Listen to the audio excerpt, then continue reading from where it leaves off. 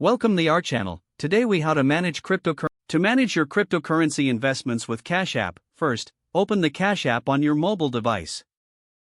Next, ensure you have an active account and are logged in. Once logged in, locate the Investing tab at the bottom of your screen.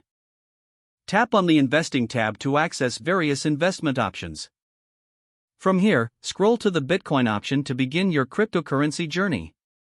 Select Bitcoin to view the current market price and your Bitcoin balance. If you wish to purchase Bitcoin, tap on the Buy button. Enter the amount of Bitcoin you wish to buy in your desired currency. Next, confirm the payment method you want to use, either from your Cash App balance or a linked bank account. After you confirm your purchase, review the transaction details displayed on your screen.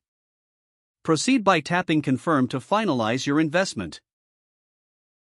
Once your purchase is complete, you can view your Bitcoin holdings in the Investing section under Bitcoin. To sell Bitcoin, return to the Investing tab and select Bitcoin again. Tap on the Sell button to start the selling process.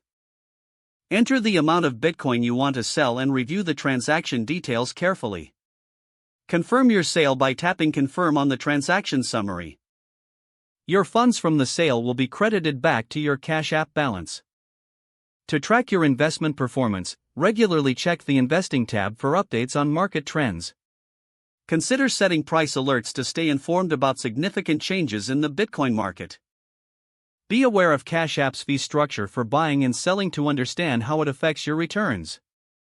Keep your app updated to ensure you have access to the latest features and security improvements.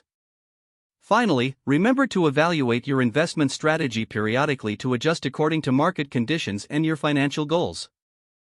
If the page does not load, refresh the browser or try again in a private or incognito window.